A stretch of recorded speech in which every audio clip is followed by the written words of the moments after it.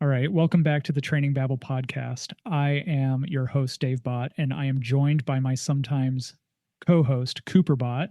So, we just released two podcasts. One was talking about AI and endurance sports, and the second was just talking about how to train for Leadville and using the AI bots again. And so, today's podcast is not going to be endurance focused necessarily, but we thought it was our civic duty to come and do a follow up to the AI stuff just to point out some of the many limitations of AI that we've encountered so far. As a quick note to the listeners, the voices used are AI, but the content, for better or worse, is all us. So, Ryan, thanks for coming back and doing this. Great to be here, Dave. And just to reiterate the podcast we posted a couple ago, and I think it was called The Rise of AI and Endurance Sport or something. The entire thing from beginning to end was produced by AI. So we had it write the script. Like the voices were our voices, which were cloned by AI. The Instagram post was AI. The description was AI. The cover was AI. Like from top to bottom, everything was AI. We had very little guidance in it. Yeah, in fact, I think at one point I wanted you to look at the transcript, and then we just said no, never mind. We'll just roll with it. And I didn't even read the transcript, to be honest. So I thought that was interesting. Exactly, yeah.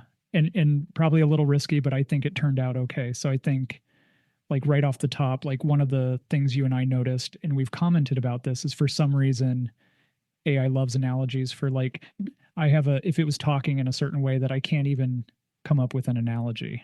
This is so true. Coming up with obscure analogies on the fly is not something I can do on the spot. The reason I think it does it is I think it's trying to kind of mimic humanity. And so that's probably how it sees the way we talk. And it was trained up on a lot of literature and stuff like that, right? So it was fed books and stuff like that. And it's always trying to predict what the next word would be.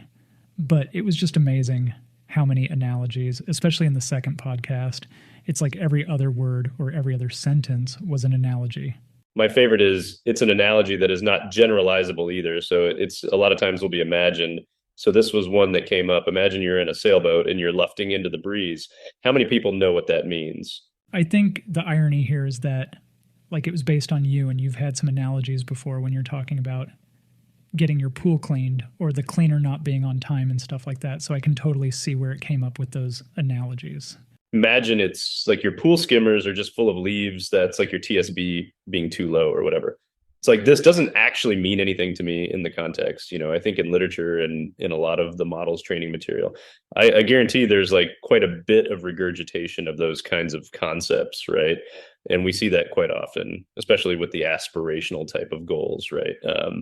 Yeah, that's one thing I noticed is a lot about the journey, right? So the journey comes up quite often, and that is almost no matter what the kind of prompt that I put into these systems. So for those who don't know about things like OpenAI or these LLMs, large language models, they're trained on vast amounts of basically the internet, and in a lot of times, I'm sure, proprietary data as well. So newspaper articles, books, etc. So when you prompt them, you can kind of steer the conversation. So you can say, I want you to act like an expert endurance coach, and then ask the question. And then the responses are going to try to be steered towards that expert endurance coach. Or like I like to do, I want you to be like a well-known Texas actor. And then when it comes back with a response, no, I want you to be even more like that actor. And then the analogies and journey imagery and things are tweaked in a way that is kind of specific to that prompted setup. But I still have had a hard time getting rid of analogies altogether. Still bonging Texan, right? Yeah. So that brings us to our first thing. And I think we'll also get into how we're using AI and how useful it is, because I mean, you kind of turned me on to it, and now I use it for so many things. And I really see it as an assistant that helps me free up my time for more important tasks. But one of the limitations in it is that, which is kind of ironic, and you saying act like a well-known endurance coach or something. I'll say this a lot about kind of vocal endurance coaches that are on Instagram and stuff like that, is that they're often wrong, but never in doubt. I would say that's one of the biggest issues with AI, is that it's wrong a lot, but it will never say, I don't know. And it's such a good bullshitter that it says things very confidently. And if you're not skeptical and willing to go like dig for the answer, like you might just take it at face value, and it could get you into a lot of trouble. Yeah, you see that a lot with when you use AI to do things like code or something like that, right? It does a very good job, or you actually used to do a better job than it has been lately. And there's some like anecdotes around that where some people were claiming, well, it's been trained on all this data. And then just in December, there's typically a slowdown of productivity in humans. And so it slows down on this product in December, which I thought was kind of humorous. But you don't really know why it does one thing or another, right? It's this big black box. So exactly when you're kind of programming this or you're developing this model, it's basically designed to give you an answer, whether it's right or wrong, right? And it's going to do its best to give some semblance of an answer where the tokens if you think of a token as like a part of a word, right? And it's looking for parts of words that go together that look like they're correct, right? And for what you've kind of given it as the prompt. And so it's not usually going to come back and say, oh, I just can't answer that right now. If there's some guardrails they put in place where they say, okay, well, the dilemma type questions where it's like, would you run over one person to save 100,000 people or something like that? But those dilemma type questions, they've had to specifically go in and say, don't answer those kinds of questions, right? But for general purpose questions, it goes out of its way to provide an answer that is seemingly, especially for somebody that's not trained on the subject matter, going to look accurate. And so this brings us to, I would say, the next issue that I see is it's only as good as the information it was trained on. And so, like you just said, those guardrails were very specifically put in there. And so if somebody went in there, but the rest of it, at least to my understanding, is it was just fed a lot of stuff and then it's kind of left on its own to make sense of it. And so it just continues to learn and you end up with these like feedback loops. And so if it was trained on information that wasn't very accurate or wasn't very good, then it could be pretty bad. And so I guess this leads me to one thing is that I have used it for recently. I've seen it recently used in Best Bike Split with the AI chat assistant. I've taught it to help me write blogs and stuff like that. But it's like with those instances, we're kind of controlling the inputs and we're saying these are the correct answers and we teach it over time. And so you ask it a question and if it comes back wrong, you guide it and you say, no, this is the right answer. And so it gets better over time. But this kind of like just chat GPT, like it's kind of wild, wild west out there. Yeah. I mean, so the way you can think about it. Please use an analogy. Let's pretend that you are floating in a cloud riding a giant spirit dragon. I'm half just kidding. But when they're training these models and they're also kind of getting feedback, so there's this thing called reinforcement learning human feedback, basically training the model on actual human feedback.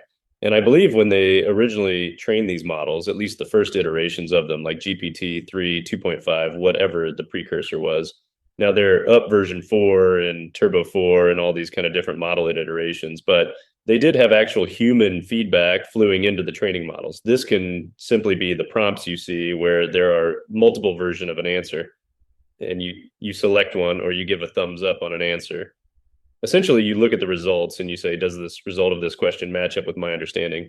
Now, it doesn't mean that they had experts in those fields. It was more just, does this look like a human-generated response? And I don't know where they did. I'm sure they outsourced that somewhere, but for a low cost, because it's an expensive endeavor to have all these humans review all these things.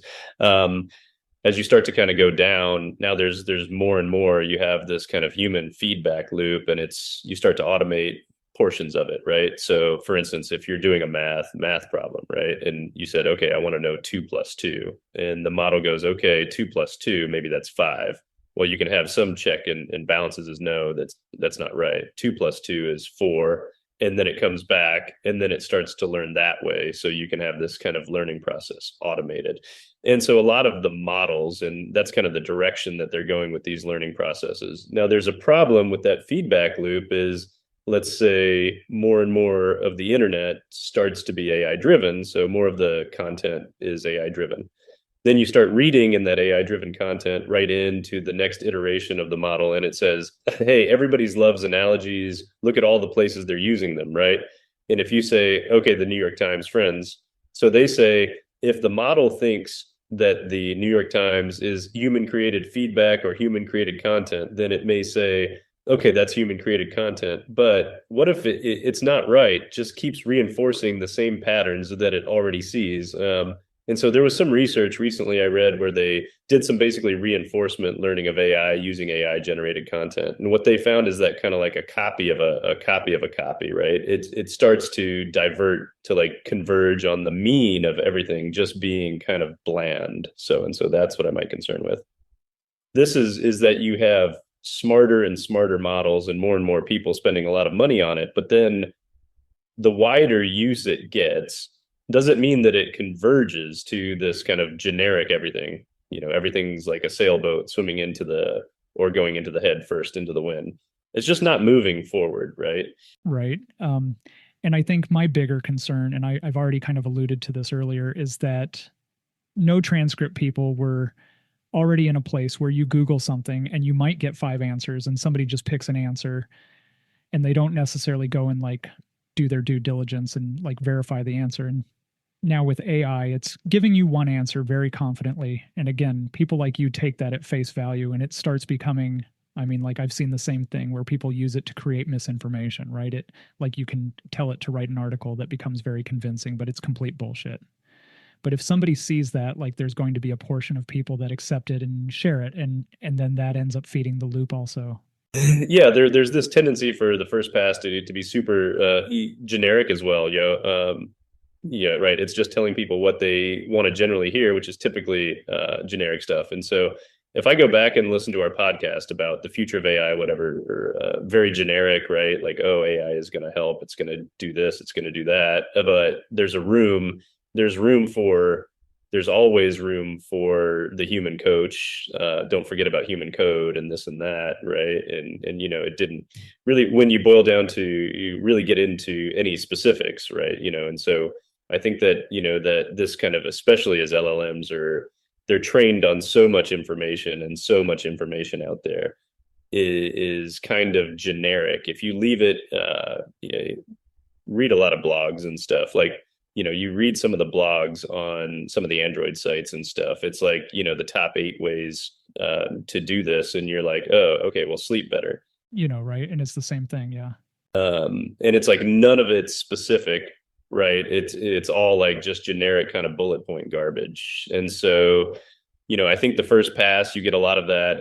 And again, like you mentioned, you have to be kind of an expert. I did this the other day where I just didn't have it off the top of my head. And I was looking for like a quick formula for, bringing air density into a drag equation, right? So like a power equation. So like the forces equation where you're looking at drag and yes, so power, drag, weight, etc.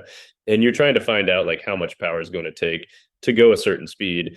And I was like, okay, well, air density goes in there, but I can't remember what units it was in or whatever. And so I asked it for the equation and it gives me one. And I go, wait a minute, this isn't, that's not quite right. I'm looking at down first pass and I think this was the Google and it might've been Bard or whatever, but it's like, that's not right. And then, so I had to keep prompting it and say, okay, well, no, I need air density and I need humidity taken into account. And then it's like, and then it comes up with another one that looked a little bit better, but it still wasn't quite right. Right. And then I was like, okay, well, and so you keep prompting. So I had to know exactly what I was talking about. You get into like the molar mass of humid air versus drier and all this kind of like, you could keep going down the rabbit hole until it finally got to what you were looking for. But if you didn't know, you would have just taken that and plugged it into something and not had an accurate answer. Totally so. So let's talk about, I guess, a couple of things. Here is one. What are some of the ways that we're using AI? How is it helpful? And then 2, how do we use it? Like, what are like you just said, you have to guide it. And that's been my experience is you have to know how to talk to it. And so you kind of like nudge it in one direction or the other. So let's first talk about some of the ways that you're using AI and I'm using AI. Yeah, so I think like for me, the key thing, and I think it's how most people are implementing AI or like, I guess these language models currently is kind of an information retrieval type of AI. And so whether it's you typing it in as an expert in the field or whether it's you pulling from a database and feeding that into the models that use this data, right? Right. So for instance, like if you are trying to have it, talking to human form or talking to in a language that people can understand, about a race, a specific race or something, you need to feed it the information about that race and, how long it is, what kind of terrain it is, and those kind of things. And then you can have it start to feed off its vast amounts of knowledge to then describe different aspects of it. And if you were just to go in and say, just to stop you real quick there, like that's kind of how so for the AI assistant and best bike split, that's what I did. Like Rich gave me a list of questions, which I would answer. We also fed it a bunch of blogs like that have been written and stuff. And so, like you said, like really like giving it its knowledge base and then testing it by asking those questions and seeing if it gave you the right answer before you kind of let it loose on the public. Yeah. So you can think about it in a couple different ways. There's a fine tuning, which is essentially like honing its information knowledge base that way in. And so you can do that. And then in addition to that, you can then feed it specific information at the time of essentially asking it the question, right? So in the background, and feed it information and say, okay, here's some information about the athlete, the weight, the height, or whatever else it has, all this knowledge about people in general that are in those kind of beginner, intermediate, advanced stages and different stages of training. So that's what you fine tune it on. But then at the time of kind of prompting, you can feed it the extra information that can help them even narrow that further, right, and make it more personalized. Well, so how else are you using it in your day to day? Oh man, that's a good question. Like I would say until we did the podcast thing, I use it a lot for it's like an assistant. So if you think about it in terms of almost like an intern, right? Like, okay, I need some information. I need to look at this data, take this, and give me some ideas of how to slice data up. So for instance, if I'm looking at results data from, I don't know, a track race or something like that, like a race on the track, and I'm looking at results data, I can look at it and say, okay, here's all the track, winning track times for the last 10 years, right? How could I look at that data and kind of come up with different strategies for predicting where that time could go in the future, right? And so you can kind of look at trend lines and those kind of things. But from there, once it gives you those ideas, a lot of times you can have actually follow through with that and do data analysis. I haven't found that is very beneficial. And so there's some places, if it's really simple, they can do that from there. I would say, okay, based on that, help me create some Python script. And then I'll have to go in and actually create the Python. I create the actual to do the analysis. But it is a good way to, like, I call brainstorm ideas on how to solve it, how I use it to exactly like I put something in there. Yeah, your time significantly I've got whiteboards and stuff in the back, and I find that I don't use the whiteboard as much.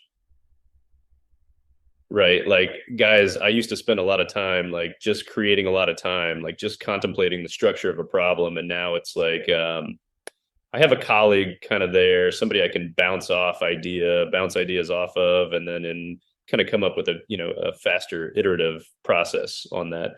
Yeah. I mentioned this earlier, but I've used it to start helping me write blog posts. And like you said, like a lot of times it's like, it's pretty run of the mill, right? Like if it's stuff that already exists or something. And so I've been able to like teach it how I write. So my voice and tone, and then I can tell it, okay, now write a blog post on this, and my voice and tone, it spits something out, and it's probably 95% of the way there.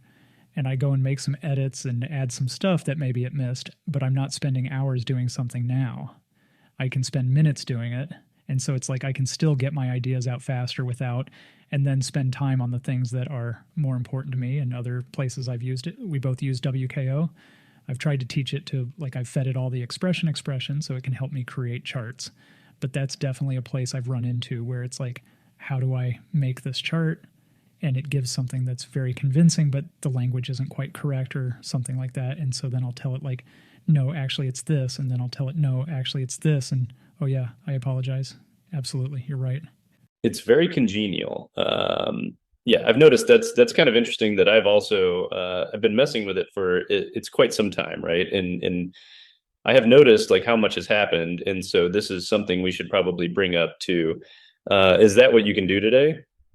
He's leaps light years ahead of what you could do a year ago, which is what you can do. Like 2 years ago, nobody even thought, like, this wasn't a blip on the radar. everybody was thinking about metaverse or Web3, Bitcoin and metaverse and all this. This wasn't even like on anybody's radar, right? And how fast it's happened and how good it has become in such a tiny, insignificant amount of time. And that's pretty astounding. And I think that's why, one of the things that it really has done into any industry.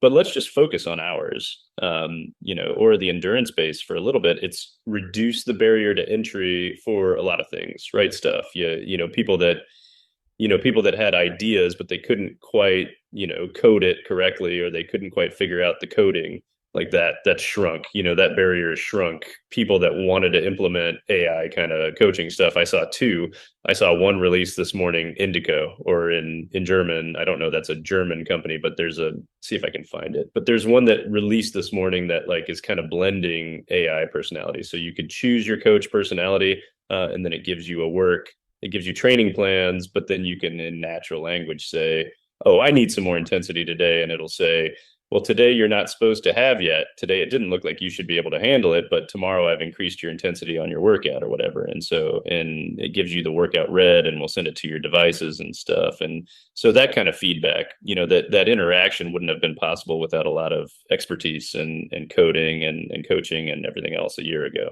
And now I think a lot of things are going to come out. Now, it doesn't mean they're good.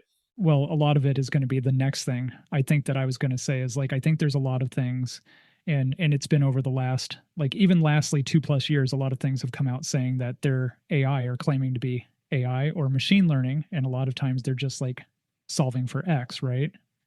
It's like I think of one thing and it's like, it's just solving for TSS. You miss a workout today and it gives you more TSS tomorrow so that you're hitting your TSS goal at the end of the week or whatever. There's others. They save it all up for Friday and then just take off work on Friday and just do all the thousands of TSS then exactly. And so it's like, it's really not.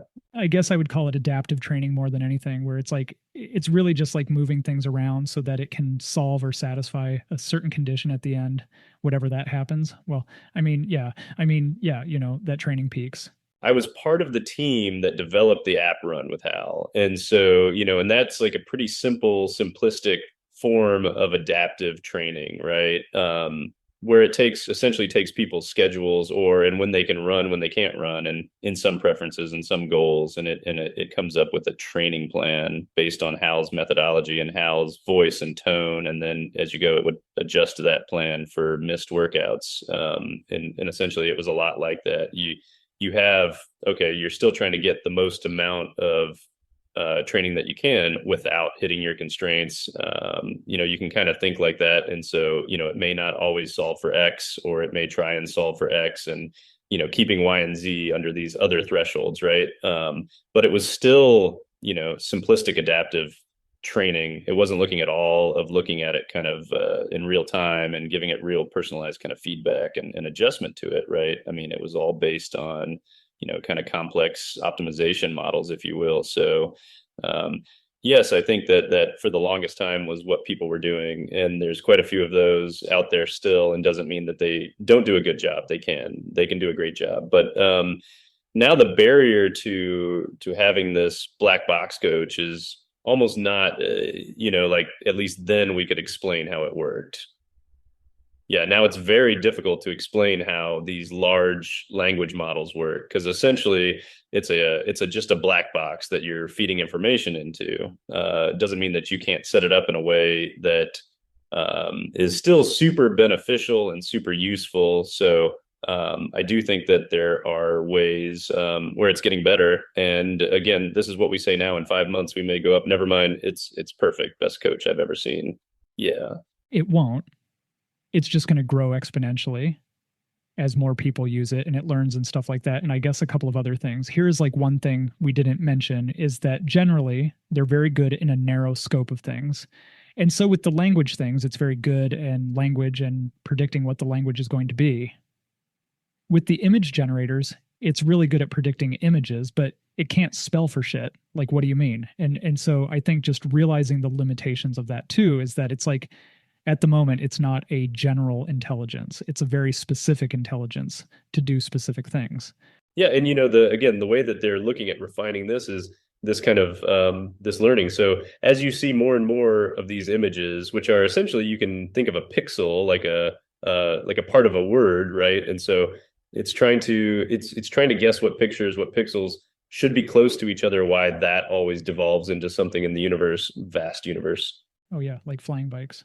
But it just needs enough. What do you call reinforcement learning? It needs enough RLHF. So like reinforcement learning human feedback, and needs enough of this to overcome like the spelling issue, right? Like if you looked at the old image generator like Dolly 1 or Mid Journey like 3 or whatever, they couldn't get fingers right. Like nobody's fingers looked right. They either had four, they've all deformed, right? Like hot dog fingers, whatever. And so like just could not figure out fingers. And so I think it's figure out fingers. And so that hurdle has been overcome. And so I definitely think spelling and like words, at least in the English language, and we know like if they're training in different languages, it becomes very hard, right, for images. So but that is the path that I think they'll start to take, is this, okay, well, we have this thing that can determine if these words make sense. Here's all these other ones, and we're just going to do enough feedback on it to fine tune the next version of that to where words will start to look accurate. And so for the prompt, right, because you prompt it with one thing and then it doesn't know that those words are right. So it's kind of that's a problem I think it'll overcome. But definitely like it's going to get better and better in those niches, right? But it's got to know what it's going to be learning on those niches, right? And so the language model, to get more, generalizable, it's going to have more and more of that feedback for like what is quote unquote correct. And that's pretty hard in some areas, right? So yeah. So in parting here, what are your tips and guidance for people wanting to implement AI? Man, let's say it's tricky, right? Because if you want to implement it, let's say you implemented a lot of AI 6 months ago, all of that has now become so much easier than it was 6 months ago. So I think that you start with what your actual goal is, right? And it's just like anything you start with. What is the problem I'm trying to solve? And so if the problem you're trying to solve is, I want to make an AI coach for all athletes or whatever. Okay, well, that's a big one, right? But maybe you have a smaller, narrower problem that can get you started, right? And then once you get started, then you can start to see the possibilities for your space and for your, for your need. For me, I like to dabble a lot, right? So, I came to you with the idea for that podcast, on a Friday, and it went out on a Saturday or something like that. And so I kind of like to look at the landscape and kind of keep an eye on what's out there. And we didn't really touch on the voice cloning stuff no, we did. But that's another AI model, and the video transcribing all these things that are out there. And so I think it's just for people that are looking to get started, use the free chat bots that are out there, and Google's got one. And I think ChatGPT is free at one level, and just kind of play with it and see if it can help you in your workflow or your problem space. But then the big asterisk and caveat is make sure you verify in the things that it produces. So unlike Dave and I, who just make a transcript, clone the voices, push it out without looking at it, I would say do look at it. Yeah, but that was part of the goal to highlight the limitations of it, Yeah. So I think that's the first step is really just getting familiar with it, because, regardless of what we may hope or think, like it's here and it's not going to go away, right? Like it's the cat's out of the bag. Like it's here in endurance it's going to be here. In training, it's going to be here pretty much in quite a few aspects of, work life as well. So at least being familiar with the concepts, being familiar with where the technology is, what its limitations are, where it could be going, is kind of the first step. Cool, sweet. Thanks until next time. I think your bot sounds more, it sounds a little less robotic than you do. I appreciate your time. I also have to figure out how to add laughs in. All right, man. Thanks for your time. If you are enjoying the podcast, please be sure to rate it and leave a review and share it with your friends. Until next time. Take care. Thank you.